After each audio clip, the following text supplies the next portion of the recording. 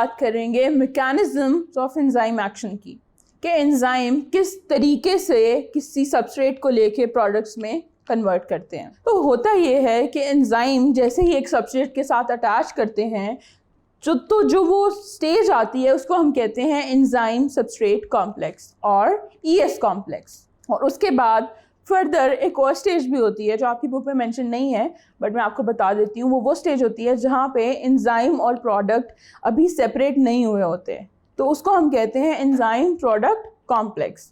उसके बाद जाके प्रोडक्ट्स जो हैं वो एंजाइम में से निकल जाती हैं और enzyme as it is unchanged अपनी फॉर्म में वहाँ पे रहता है। तो दो तरीके हैं, बेसिकली दो मॉडल्स हैं जो प्रपोज किए गए हैं मैकेनिज्म ऑफ एंजाइम एक्शन के, कि इस तरीके से एंजाइम जो है कोई भी प्रोडक्ट बनाता है। एक जर्मन केमिस्ट था एमिल फिशर इन 1894 जिसने एक मॉडल प्रपोज किया था और उसको हम कहते हैं lock and key model. Lock and की से उसकी मुराद ये थी कि जिस तरह एक लॉक की एक ही चाबी होती है और वही उसके अंदर जाए तो उसको लॉक या अनलॉक कर सकती है, इसी तरह एंजाइम भी एक एंजाइम किसी एक पर्टिकुलर सबस्ट्रेट पे ही काम करता है और जो बाइंडिंग पॉकेट है एंजाइम की वो भी एक रिजिड फिक्स्ड स्ट्रक्चर है।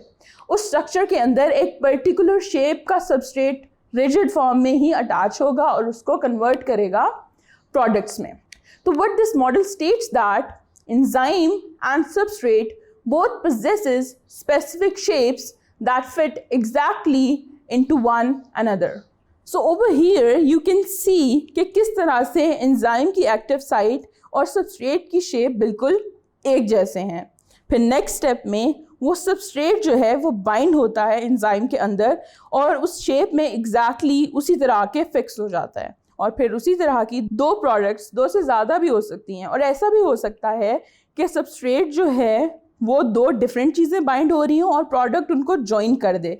ये वही बात आ जाती है एनाबलिज्म और कैटाबलिज्म वाली। यहाँ पे कैटाबलिज्म हो रही है कि एक सबस्ट्रेट दो प्रोडक्ट्स में कन्वर्ट हो रहा है, यानी ब्रेक डाउन हो रही है। ऐसा भी हो सकता है कि एनाबलिज्म हो रही हो कि दो चीज़ें आके बाइंड कर रही हूँ और वो आगे जाके एक चीज़ बना दें। फिर 1958 में एक अमेरिकन बायोलॉजिस्ट था डैनियल कॉशलैंड, उसने सजेस्ट किया थोड़ी सी modification in the lock and key model. उसने कहा कि active site is not a rigid structure, rather it is moulded into the required shape to perform its function. यानी कि जो एक्टिव साइट है एंजाइम की वो बिल्कुल रिजिड नहीं है, it can change shape slightly, ये नहीं कि टोटली चेंज हो जाए, but it can to fit the substrate in the right orientation. अब यहाँ पे over here you can see कि जो एंजाइम की बाइंडिंग पॉकेट है उसकी शेप थोड़ी सी डिफरेंट है फ्रॉम द सबस्ट्रेट। फिर जैसे ही सबस्ट्रेट उसके पास आता है तो वो जो शेप है एक्टिव साइट की वो एडजस्ट हो जाती है according to the shape of the substrate. फिर उससे जो है एंजाइम सबस्ट्रेट कॉम्प्लेक्स बन जाता है।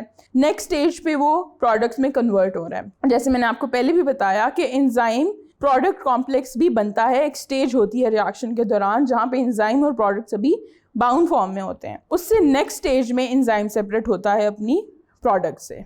तो ये दो मॉडल्स हैं जो प्रपोज किए गए हैं और इनमें से जो इंड्यूस्ड फिट मॉडल है वो ज़्यादा वाइडली एक्सेप्टेड है कि इस तरह से ज़्यादातर एंजाइम्स काम करते हैं कि they are not very rigid, their active site can change shape according to the shape of the substrate.